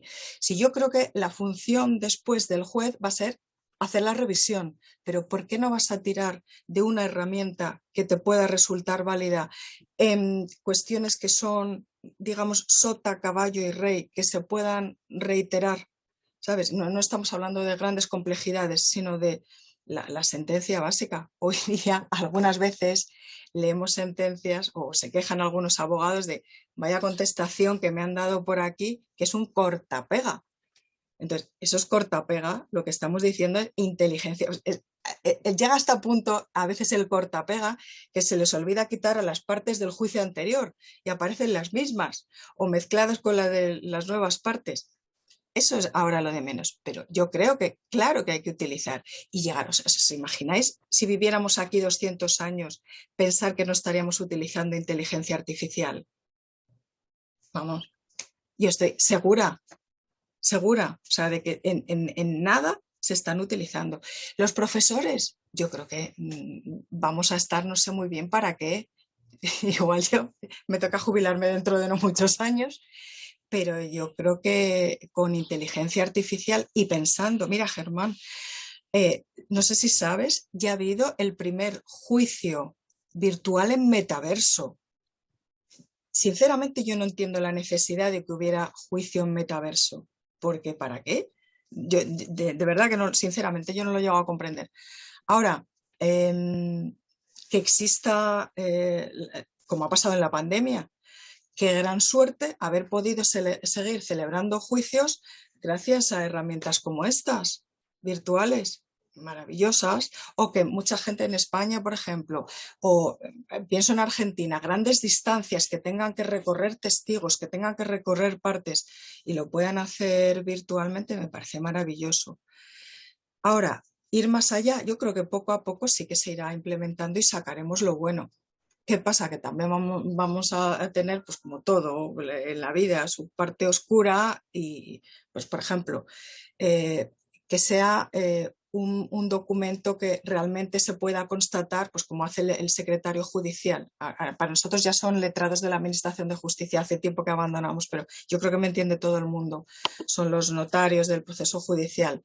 Entonces, que se dé realmente fe de que esa herramienta, esa persona, ese testigo es quien dice ser, bueno, pues son cuestiones que se tendrán que ir perfeccionando como cualquier cuestión que empieza. Pero el uso a mí no me cabe duda de que se va a utilizar. Gracias, Cris, y muchas gracias por aplicar la síntesis que yo tan convincentemente No viste el rayo, vos no viste el rayo de mi mirada, que era un rayo sintetizador. No, ¿Sabes qué excelente. pasa? Que con esto te vienes arriba, empiezas a pensar cosas que están saliendo. Te tenemos muy de vez en cuando, así que te disfrutamos. Así que nada, jamás te vamos a parar. Carolina Barreiro pregunta, una pregunta muy concreta, dice, las sentencias llevan una estructura de vistos, considerandos y resultas que son incomprensibles para el ciudadano. He tenido planteos porque no entendían que los vistos incluían los dichos de las partes y los considerandos los análisis del juez. ¿Cómo podríamos clarificar la estructura sin alterarla? Nosotros en España, desde hace años que pasó esto mismo, lo cambiamos. Entonces, la estructura de nuestras sentencias es, aparte del encabezamiento, en el que no pone literalmente encabezamiento, pero cualquiera adivina que los nombres de las partes están ahí. Después sustituimos los considerandos y los resultandos por hechos y fundamentos de derecho o fundamentos jurídicos. A mí la parte final, que se llama fallo, creo que suele llevar a confusión, porque claro, sí que es verdad, no es chiste que hay gente que te dice, pero Se está equivocando el juez y pone que falla y qué descaro y lo pone. No, eso sí que se puede sustituir por lo que en nuestros autos, por ejemplo, hablo de autorresolución judicial, parte dispositiva, yo creo que un simple dispongo o decido, si al final lo que hacéis es decidir, entonces, ¿por qué no poner un decido? Y yo creo que el tema de hechos, la palabra hechos está muy claro, y fundamentos de derecho, o simplemente con que se pusiera derecho aplicable, mi opinión. Mira qué maravilla de síntesis. Ese libro es un manual. Rosario Augé, otro motor de toda la capacitación en Argentina, pregunta, ¿cómo se imaginan que puede organizarse? ¿Bajo qué pautas que cada operador jurídico o grupo de ellos ponga en práctica el lenguaje claro? ¿Cómo podrían organizarse para poner en práctica el lenguaje claro? Germán, ¿Mm? no sé si quiere Germán. Claro, a ver, mi interés está más centrado en otros actores que no son especialmente jurídicos. Yo me he interesado por implementación a pequeña escala local, por ejemplo, de ayuntamientos, de entidades municipales en las que se preocupan por socializar alguna medida nueva que deban tomar en temas de transporte, por ejemplo. Enmarcan las iniciativas de lenguaje claro en ejercicios de innovación pública. Hacen focus group, intentan reunir opiniones, intentan también explicar en lenguaje claro el problema de transporte que quieren solucionar, las diferentes alternativas, y dan herramientas, sobre todo explicativas, sobre lo que cada alternativa podría implicar. Esto, desde luego, trae sesgos por parte de los emprendedores públicos, pero creo que significan un buen punto de partida para socializar y de alguna manera fomentar deliberación ciudadana a partir de un estándar en el que todos intenten partir de la misma base del conocimiento en cuanto al problema y la solución planteada. Políticas legibles que se denominan, pues eso, laboratorios de innovación pública a niveles provinciales y locales, en los que se intenta partir de estrategias de lenguaje claro para comunicar lo que sucede en una localidad y estudiar. Esto, por supuesto, se mezcla no solamente con pautas de lenguaje claro, sino también ejercicios mini públicos, también se llaman, en el marco de innovaciones democráticas, para deliberar y tomar decisiones a escalas locales. Es un poco lo que he venido estudiando, lo que más me interesa, sobre todo en términos de innovación y emprendimiento público por parte de funcionarios que intentan hacer, un poco volviendo con las ideas anteriores de Cristina en cuanto a funcionarios judiciales, jueces, magistrados, hacer las cosas no como siempre se han hecho, sino de alguna manera tomar decisiones públicas colaborativamente y legiblemente, como replican estos ejercicios de innovación. Excelente. Sí, Cris, por favor. Vale. Es que según iba hablando se me iban ocurriendo. A ver, esto normalmente depende de la decisión de los poderes judiciales, de quien tiene poder. Yo, una pregunta, si me podéis contestar, por ejemplo, en Argentina, ¿cuál es el modo normal de acceder a la carrera judicial? En España, por ejemplo, el modo normal es hacer una oposición. O sea, la gente se encierra a estudiar y luego pasa un examen muy largo y tal. No sé si allí es igual. Igual, dice Gabriela que es igual. Pues entonces, yo lo que creo que a lo mejor sería una idea fácil de implementar sería que en las oposiciones se advirtiera con tiempo que se va a valorar como parte de poder acceder a la carrera judicial, aparte de los conocimientos teóricos, la forma de expresión. Si eso se plantea como un requisito de examen y acceso a la carrera judicial, ostras, si yo soy quien me voy a presentar y me voy a preparar las oposiciones, ya os digo que tendría ensayos, tendría cuidado, y estaría diciendo a mis poderes judiciales, ¿cómo lo hago? ¿Cómo lo hago? Entonces, ¿cómo lo haces? Se me estaba ocurriendo, según hablaba Germán, hace años yo leí que en Suecia tenían un programa que se puede hacer, yo creo que implementado, no ya para la tradición sueca, que los suecos son muy suecos y muy suyos, sino para cada país o para cada tradición, pues los de habla hispana para la habla hispana, porque hilando y pensando con que hay herramientas que son GPT, herramientas que son para, o sea, el propio corrector de Google, por ejemplo, de Word, quiero decir, el propio corrector de Word, yo lo estoy utilizando. Entonces, ¿por qué no podéis idear para vosotros un programa que os diga esta resolución, y es que os lo puede hacer, ¿eh? Esta resolución es, no está clara, se ha pasado en párrafos no sé qué, utiliza 20 arcaísmos que son sustituibles? ¿Podéis hacer programas? Ya que tenemos tanta inteligencia artificial, pues vamos a utilizarlos, hacer un programa para vosotros que os ayude y no tengáis tampoco que estar pensando, oye, esto lo habré hecho bien, esto lo habré hecho mal, que te ayude el programa, que lo pongáis en oposiciones. Y me ha hecho gracia la pregunta, porque la pregunta mencionaba operadores jurídicos. Y digo, ¿caéis vosotros que para la gente de la calle, a mí me lo preguntaron, pero ¿cómo que operador jurídico? ¿Es que en los tribunales también tenéis quirófanos? Y digo, porras, claro, es que están diciendo que si tenemos operadores jurídicos, os imaginan en vez de jueces vestidos de verde ahí con los gorritos para operar y eso. Hasta en estas palabras es bueno reparar y el operador jurídico, que la gente de la calle muchas veces no entiende qué es eso. Entonces, bueno, pues yo le digo mucha voluntad y decisión por parte de las autoridades, de quien va a poner las oposiciones, de hacer un programa informático bueno. ¡Bah! Si podemos hacer 1000 cosas. Tenemos toda la vida por delante para hacer cosas. Gracias, Cris. Ahí yo ya veo con tu propuesta de hacer un software que indique eso. Ya la veo a Lola Tula del Moral tomando nota para que el observatorio lo impulse. Ahí en reflejar, Ariel, te toca, le va a tocar también a Mario Adaro. Bueno, has tocado varias puertas y yo creo que va a haber una respuesta desde ahí, sin ninguna duda. Es una buena propuesta, obviamente. Tenemos una pregunta de Costa Rica, Liliana Escudero, se la dirige a Germán Arenas y dice, en el marco de la lectura fácil, ¿considera que una sentencia dirigida, por ejemplo, a una persona menor de edad debería tener un formato especial o solo explicarle al niño o a la niña lo que le afecta en un lenguaje sencillo? Considero que existe cierto vacío o confusión en este tema. Tenemos que atar a Claudio Masucchi y responde Germán o Cristina.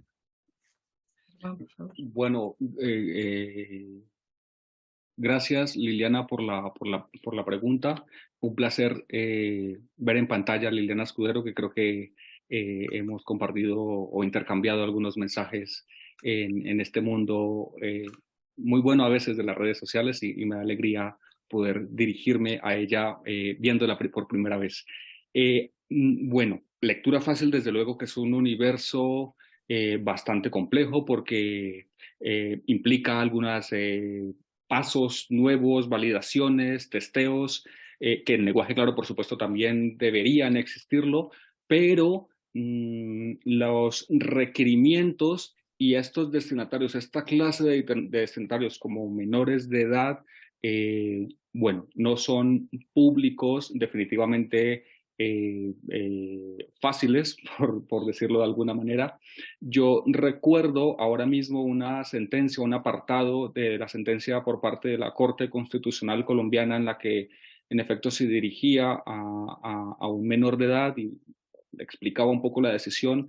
Hay dramas de por medio, desde luego, en esta clase de casos. Yo creo que nadie mejor que Leonardo Altamirano, a quien lo veo en el chat, podría intervenir en esta medida, sobre todo teniendo en cuenta que acaba de publicar una excelente investigación estableciendo unas fronteras, por así decirlo, entre las distintas rúbricas que ubicamos en lenguaje claro de lectura fácil. Yo en algún momento escribía nos estamos excediendo un poco con los adjetivos. Estamos hablando de lenguaje claro, estamos hablando de lenguaje de lectura fácil, de lenguaje fácil también, de lenguaje democrático, de lenguaje ciudadano. Con distintas denominaciones, distintos países de América Latina están adoptando este tipo de estrategias.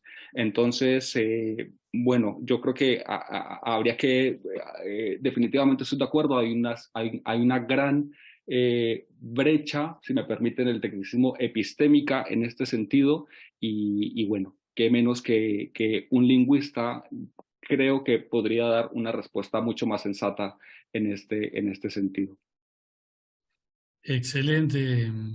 Leo es un expositor, si yo no me equivoco, de la tercera o cuarta jornada, así que está presente, está en el chat. Así que bueno, ya tenés una pregunta por adelantado. Cris, ¿vos querés agregar algo a esto? Porque bueno, obviamente... A veces me han preguntado qué opinaba de las sentencias en lectura fácil y digo que cuando se tiene tiempo y recursos están muy bien, pero normalmente no se dispone ni de una cosa ni de la otra. Entonces, justamente hablando con Leo Altamirano de las sentencias en lectura fácil, yo dije, vamos, se quita uno el sombrero, pero ¿no sería a veces más fácil que hubiera más sentencias en lectura fácil simplemente con una vista del juez, con el chico, con la chica, con la persona con una discapacidad intelectual, explicándole, pues como se leen las sentencias de lectura fácil? Mira, Laurita, tu papá y tu mamá han decidido que no. Yo sinceramente preferiría tener a Laurita delante, ver su cara, ver si se está enterando, que me preguntara, yo preguntarle a ella y quedarme convencido de que la niña se ha enterado. Porque hay veces que yo creo que también se cae un poco, y no con mala intención, pero se cae en cierta infantilización que yo no sé si es muy positiva. Yo cuando las leo digo, parece que se acaba de escribir un cuento infantil. Y digo, yo creo que una sentencia, en este caso, de verdad, volvería a la oralidad. ¿Que no puede haber oralidad? Bueno, pues escrita, pero es que para eso, repito, se necesita un tiempo y unos recursos que no suele haber, por lo menos en España. Excelente. Gracias, Cris. Tengo una pregunta de Karina Sara. Karina, espérame un segundo porque voy a vincular esta pregunta con una que hace, bueno, Alejandra Barrio Nuevo. Es si nos puede decir, entiendo que Cristina, cómo se notifican las sentencias de familia en España si ya se aplica el lenguaje claro. Iba pegada con la anterior. En las de familia es donde más se ha aplicado justamente el lenguaje claro. Pero esta que leía, por ejemplo, antes del magistrado español, que tenía una parte, no era una sentencia en lenguaje, digamos, fácil. No era ni de lectura fácil, ni era una sentencia de las que él ha decidido que va a expresarse para que le entienda la chica, sobre la que se está hablando de la custodia o medidas cautelares nuevas cuando los padres se siguen tirando los trastos. Quería que la entendiera la chica, quería que la entendieran los padres y al mismo tiempo guardaba la precisión y también la concisión que son esperables. Bueno, sabéis que utilizamos la figura del procurador, que es el que realiza las notificaciones, todas las comunicaciones procesales. Entonces va a través de ellos y el lenguaje puedes encontrar de todo, pero yo creo que el mayor esfuerzo se está haciendo en este tipo de lenguaje. De hecho, estoy recordando una magistrada en Madrid que incluso a los niños que van a ir a las audiencias les tiene preparados unos cómics donde expresa lo que se van a encontrar. Nosotros, por ejemplo, con un grupo de investigación de criminología de Castilla-La Mancha, hemos trabajado los derechos a los detenidos delincuentes menores. Delincuentes menores me refiero de los chicos que delinquen de entre 14 a 18 años, porque lo anterior es el tema de infracción administrativa, ¿no? De los de 14 a 18 años, para que entiendan los derechos de los detenidos, los hemos trabajado haciendo versiones en lenguaje digamos, sencillo para ellos, adaptado a ellos. La palabra adaptado me gusta más. En cómic y en vídeo. O sea, ha sido en 3 formatos. Y en algunas comisarías de policía y de Guardia Civil en España me consta que ya las han empezado a utilizar con éxito. Entonces, bueno, pues cada uno que el esfuerzo que pueda hacer, pues bienvenido sea, ¿no? Hay muchas formas por lo que estamos viendo. Muchas gracias, Cris. De las 2 últimas preguntas, Karina Sara ahora sí dice: ¿qué aconsejan o piensan sobre el notch y el design thinking en comunicación judicial? A mí me parece buenísimo. Y de hecho, pues a veces discutiéndolo con algunos compañeros jueces, dicen, es verdad que te choca así de entrada pensar en otros formatos, en introducir imágenes, en introducir gráficos, pero qué útiles son, porque muchas veces hacer una descripción de un lugar, pues es que pones la foto y bueno, no, quiero decir, en la propia sentencia pues es mucho más rico, mucho más fácil que tener que estar dando 40 explicaciones de en esa sala había no sé qué, no sé cuánto. Alguien puede decir, no, ya están en los autos antes, ya. Pero al final, quien va a recibir la sentencia es una persona. Y esa persona no se va a estar leyendo todos los autos. Si tú le pones una infografía, si le pones... Quiero decir, por ejemplo, en España te dice cómo tiene que ser la estructura de las sentencias, pero luego tú como magistrado tienes libertad absoluta. Entonces, ¿por qué nosotros somos los que estamos limitándonos y poniendo puertas al campo cuando no nos la pone ni la ley? Es más, a los abogados tampoco se las pone y los abogados les cuesta salirse, que a lo mejor a vosotros como jueces os gustaría también que os metieran la foto, que os metieran la infografía, que os metieran un esquema. Yo creo que todas las aplicaciones que están viniendo del Legal Tech, del Design Thinking, son unas aportaciones tremendamente buenas y que el que quiera que se le deje libertad para hacerlo. Excelente. Germán, ¿querés agregar algo a esto? Muy poco, simplemente recordar una de las ideas básicas en las que se funda el proyecto de lenguaje claro es justamente orientar conductas, orientar comportamientos. Eso es un notch, definitivamente. Si a partir de lenguaje, infografías, otro tipo de herramientas del design thinking, se pueden orientar mejor ciertas conductas socialmente responsables, desde luego, yo creo que puede tener un campo de aplicación bastante provechoso y prometedor. Cómo comunicar, por ejemplo, problemas complejos y recomendaciones fuertemente complejas relacionadas con cambio climático para ser responsables socialmente. Bueno, a partir del lenguaje claro, como Natch o de otro tipo de herramientas, podríamos impulsar, dar ese empujoncito, como literalmente traduciría Natch, para poder tomar decisiones sociales un poco orientadas, pensadas en lo común, ¿no? Tienen el riesgo, por supuesto, de los sesgos que están detrás de quien diseña el Natch, pero si lo recibimos eso como filosóficamente ha sido creado para orientar comportamientos socialmente responsables, podría funcionar. Puede ser también una herramienta muy prometedora. Qué buen equipo que hacen, qué complementarios. Muy genial. Bueno, la última pregunta, con mucho dolor, porque me gustaría que sigamos mucho rato. Leslie Judith Isidro pregunta: ¿es posible la utilización del lenguaje fácil en el interrogatorio de testigos y peritos, ya que no todas las partes que intervienen en el proceso son especialistas en todos los temas? ¿Se entendió la pregunta? Sí, perfectamente. Yo creo que no sé en qué está, si puede hablar ella o puede ponerse la cámara si quiere para que nos especifique, pero, o sea, ¿qué entiende por lenguaje fácil? No sé si está hablando de lectura fácil o de lenguaje sencillo. Yo creo que no se puede no utilizar un lenguaje sencillo. Es que yo creo que hay un deber de que nos expresemos con un lenguaje sencillo que nos entienda. Yo digo que he visto más veces, y lo reitero, a jueces explicando lo que estaban preguntando los propios abogados de las partes a las que supuestamente habían preparado y decirles lo que le está preguntando su abogado o el abogado contrario es que si estuvo allí el día 14 de febrero a las 20 horas, a las 8, que es más fácil. Excelente.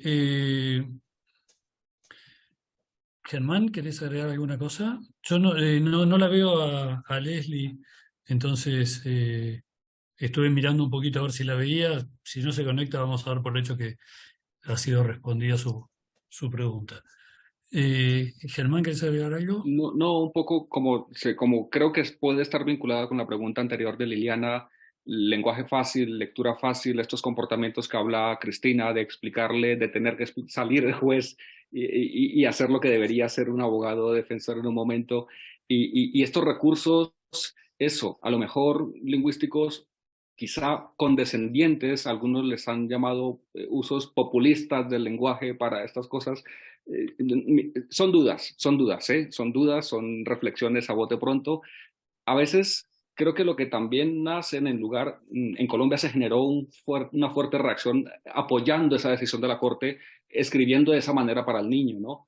Pero no son pocas las reacciones que al contrario lo ven con desconfianza. Un juez constitucional no debería escribir de esa manera, ¿no? Entonces, son cuestiones, dudas que me surgen sobre qué tan bien recibido o mal frente a una institución judicial son este tipo de prácticas, a final de cuentas. Eso también deberíamos ser capaces de hacer un ejercicio en algunos años de poder evaluar de alguna manera las percepciones ciudadanas en materia de legitimidad y confianza que generan las cortes, los órganos judiciales cuando deciden hablar o escribir de una u otra manera, sobre todo en este caso de lectura fácil. Ya digo, solamente dudas y preguntas al aire.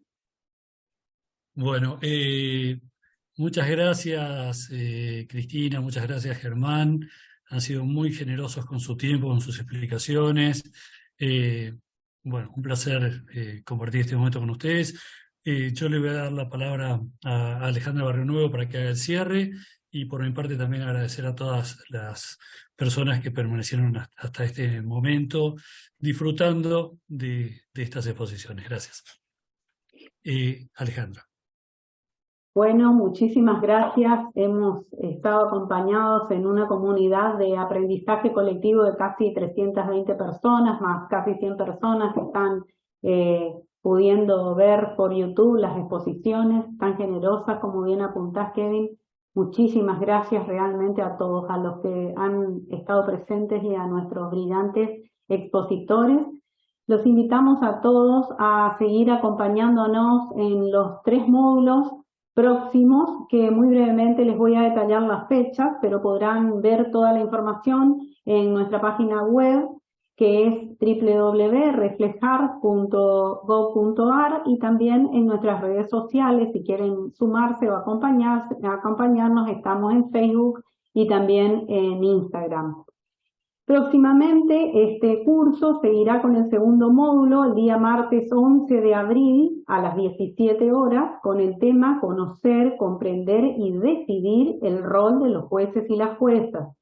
Para ello hemos invitado al doctor Rodrigo de Lutri, asesor titular de primera instancia en lo penal, contravencional y de faltas de la CABA, a la doctora Gladys Viviana Krasuk, jueza del Juzgado de Responsabilidad Penal Juvenil número 1 de Quilmes, provincia de Buenos Aires, y a la doctora y amiga Lorena Tula del Moral, jueza del Juzgado Penal Contravencional y de Faltas número 13 de la CABA y directora del Observatorio de Lenguaje Claro de Derecho de la Universidad de Buenos Aires, quien gentilmente nos ha aportado y contribuido con la proposición de los expositores de este módulo.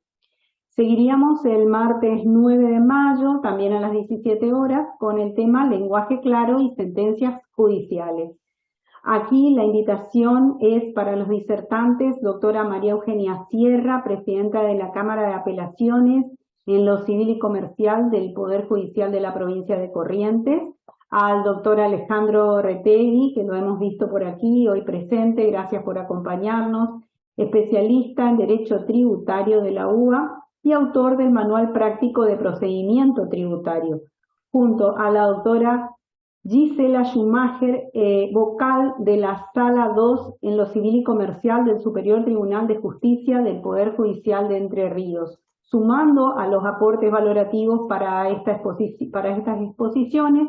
Nos va a acompañar también el doctor Sergio Baroto, que hoy también estuvo presente, vocal del Superior Tribunal de Justicia de la provincia de Río Negro.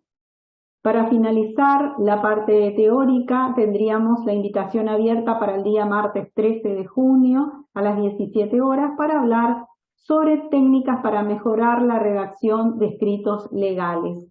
Allí hemos invitado a la doctora, al doctor Leonardo Altamirano, también presente hoy aquí, gracias Leo, director de la Oficina de Comunicación del Tribunal Superior de Justicia de la provincia de Córdoba, y al doctor Federico Abel, funcionario de la Relatoría Electoral y de Competencia Originaria e integrante también del Comité de Lenguaje Claro y Lectura Fácil del Tribunal Superior de Justicia de Córdoba, acompañados ellos por la doctora Emilia Valle, presidenta del Superior Tribunal de Justicia de la provincia del Chaco. Honrados totalmente con estas presencias, honrados con la elección de un tema que, como bien dijo el doctor Ariel, es muy importante como política judicial, que ya la tenemos definitivamente instalada en todos los poderes judiciales de las provincias argentinas. Nosotros desde Reflejar apenas somos facilitadores y queremos seguir en contacto con ustedes, así que le hemos dejado en el chat nuestro correo, estamos a disposición por cualquier duda, por cualquier material que haya quedado pendiente de brindarles de estas charlas, así que seguimos definitivamente en contacto y en lenguaje claro. Gracias.